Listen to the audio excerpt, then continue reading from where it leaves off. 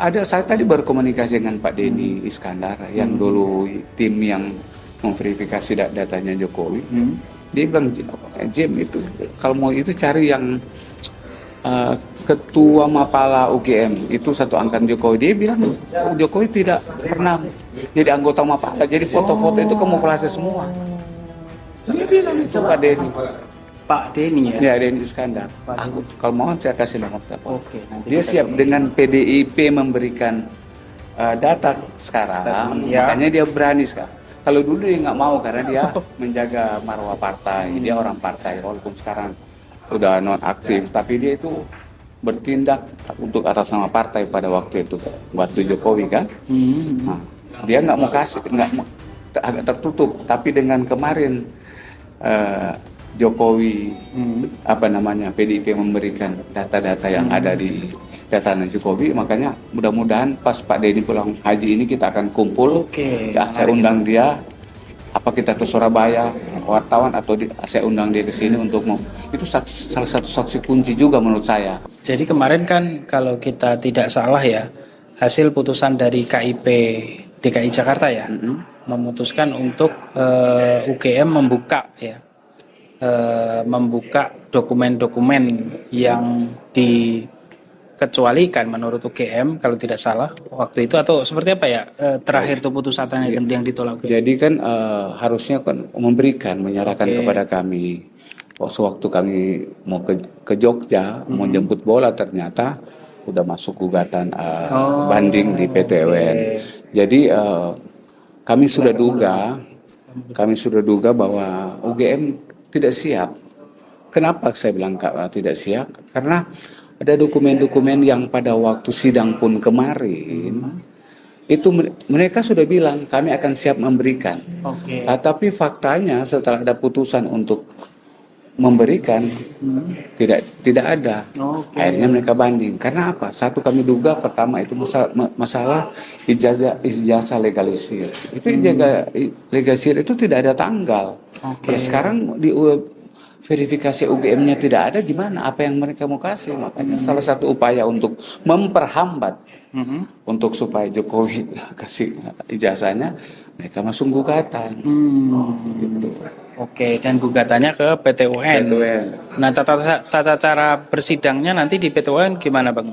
Ya, kita menjawab apa yang sekarang kan kita kan diminta untuk kami kan digugat untuk dibanding atas putusan KIP kemarin ya. Kami jawab, dan kami jawab sudah sesuai dengan aturan hukum yang berlaku, yaitu masalah tempus delicti-nya absolut, terus kewenangan mengadili. Kami sudah tuangkan di dalam jawaban kami pada hari ini, harusnya harus sidang. Kalau begitu Bang Jemi, kemarin yang mohon maaf agak mundur sedikit ya. Kemarin yang diputuskan di KIP itu apa saja sih yang harus diberikan kepada tim Bon Jovi di antara? Yang kami minta itu ada sekitar 23 dokumen itu harus diberikan, karena itu untuk terbuka ya. Dokumen ya. Iya, harus terbuka. Dan kemarin yang sudah diberikan apa saja? Enggak ada semua kan. Satu pun enggak ada. Karena kan dibanding ini. Harusnya mereka berikan seperti KPU. Justru yang kami angkat jempol itu KPU Solo. Waktu sidang kita berdebat, mereka masih sisi bahwa mereka tidak akan memberikan. Tapi faktanya waktu putusan KIP kemarin mereka memberikan lengkap langsung semua. Lengkap. Dari KPU Solo, DKI, dan ini lengkap. KPU pusat UGM aja yang perlu jadi tanda tanya besar. Kenapa? Ada apa? Kenapa enggak harus memperhambat?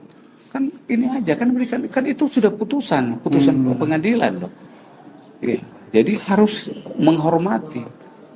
Yang ada jadi tanda tanya juga kami sampai sekarang, permohonan kami di KIP untuk salah Polda belum sidang, harusnya sudah sidang. Padahal barengan kalau tidak salah. Barengan dulu kan ada putusan selah, kami merubah lagi, kita masuk permohonan baru dan sudah diterima permohonan, tapi sampai sekarang dengan alasan komisioner lagi terbentuk dan lain-lain. Mudah-mudahan tidak ada intervensi lah karena Polda toh. Karena waktu itu KIP ada kerjasama dengan Polda dengan Mabes, kaget kan setelah dalam proses itu ada apa gitu. betul. Nah, itu yang menarik juga ya. Iya. Dan mungkin juga itu harusnya segera disidangkan juga ya dengan Polda Ya ya. harusnya kami sangat menunggu karena Yang lain sudah putusan karena semua ada kecuali data. Polda ya. Karena UGM memberikan 505 bukti-bukti yang mengenai Jokowi itu ada di Polda. Itu yang kita meminta membuka supaya minimal diberikan kepada kami. Oke. Dan kita juga mungkin juga harus punya klarifikasi dari UGM soal jurusan teknologi kayu Ya, yang hari ini lagi teknologi ramai. kayu, ya itu nggak ada. Dan saya tadi berkomunikasi dengan Pak Denny Iskandar yang dulu tim yang memverifikasi datanya Jokowi. Dia bilang, Jem itu kalau mau itu cari yang ketua Mapala UGM itu satu angkatan Jokowi. Dia bilang Jokowi tidak pernah jadi anggota Mapala, jadi foto-foto itu kamuflase semua. Dia bilang itu Pak Denny. Pak Denny ya. Ya, Denny Iskandar. Aku kalau mau saya kasih nomor telepon. Oke, nanti Dia kita siap dengan PDIP memberikan data sekarang, ya. makanya dia berani sekarang.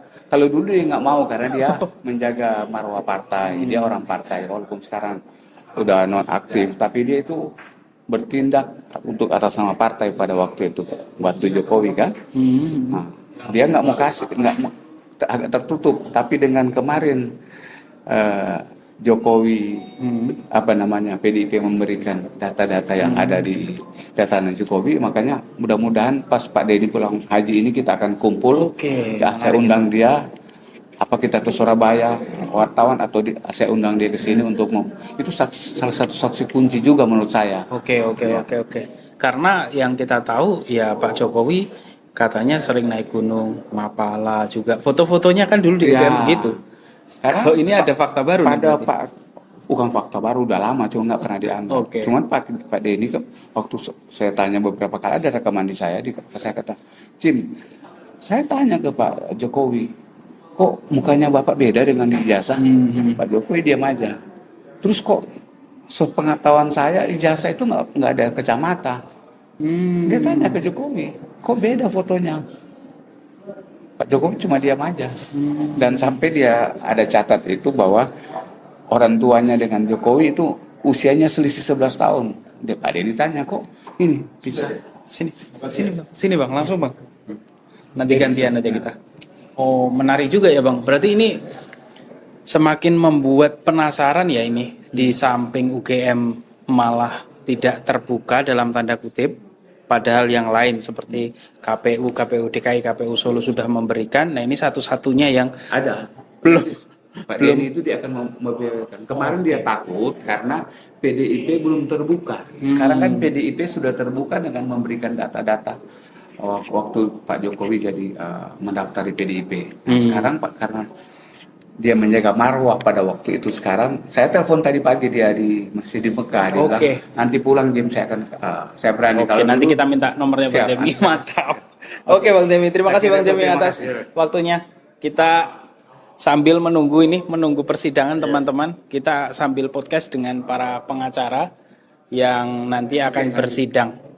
Bang, kita hari ini seharusnya sidang tapi belum ya. Kalau sesuai jadwal kan harusnya jam 10 ya. Dan sekarang sudah jam setengah 12. Tadi sudah sedikit diuraikan soal pengantar lah dari Bang Jemi.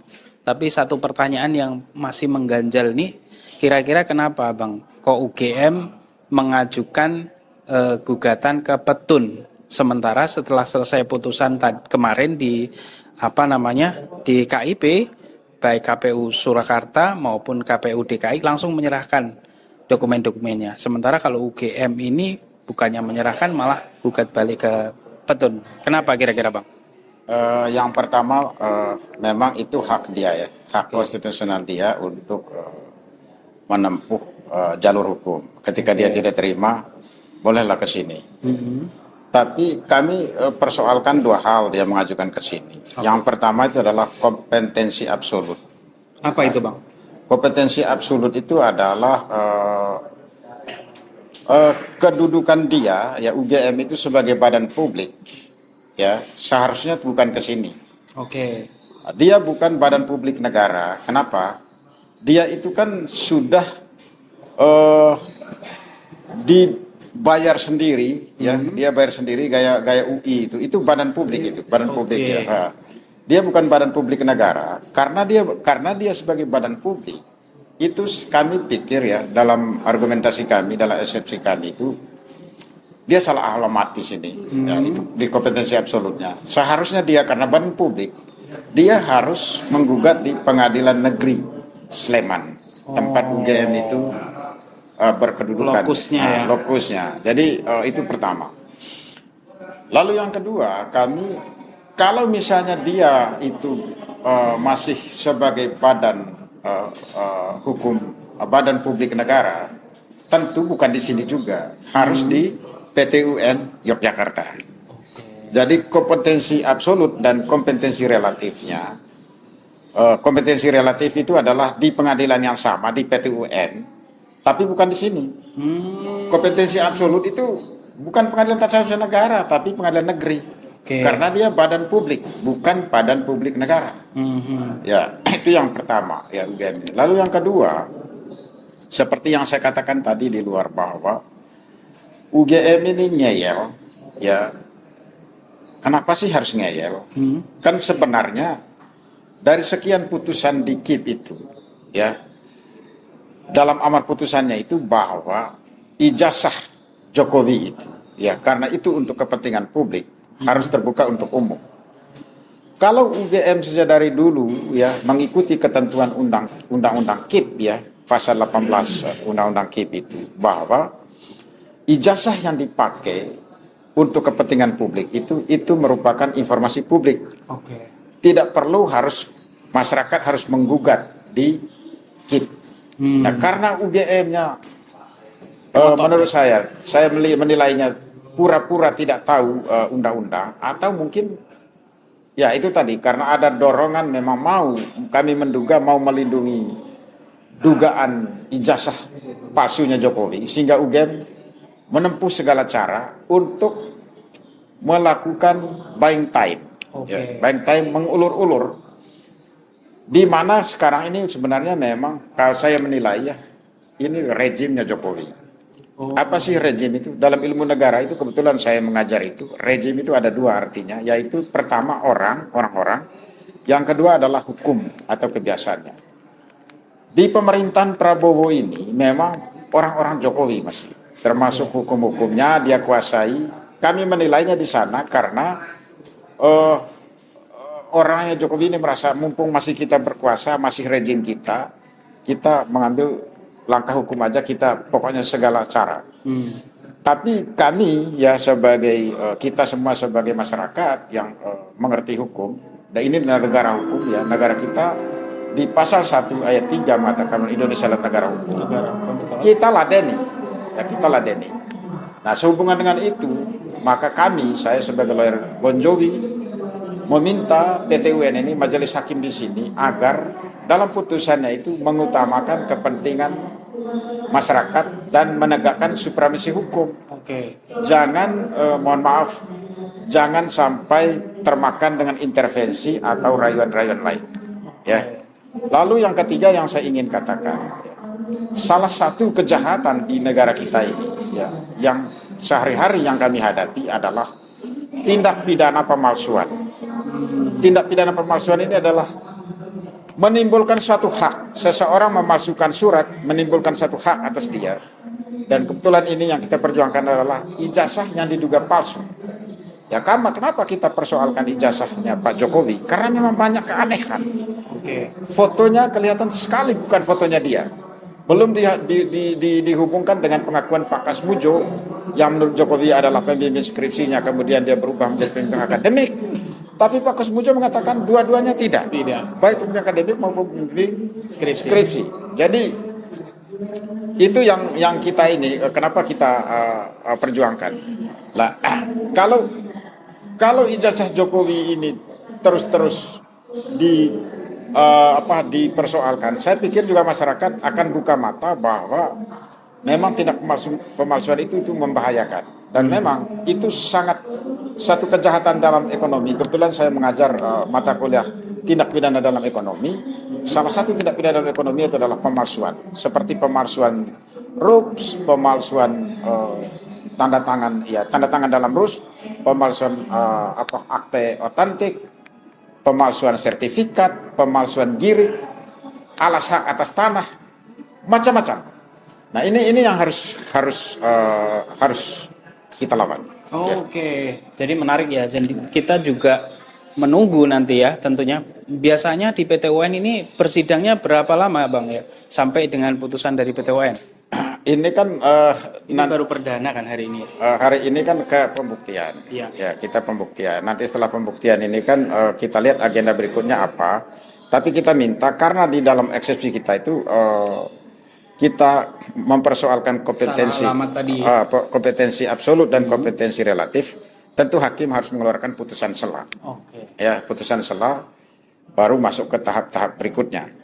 Nah, yang terakhir yang saya ingin katakan, ya, Jokowi mau safari, tolong tunjukkan ijazahnya ke masyarakat. Menarik. Ya. Iya. Ya, masyarakat meminta dia, tolong tunjukkan ijazahnya. Ini penting Pak, jangan dianggap enteng. Kalau Bapak benar-benar punya ijazah dan itu asli, tunjukkan saja, mudah kok. Ya, mudah. Ya, terima kasih. Oke. Ya. Baik, terima kasih Pak atas waktunya.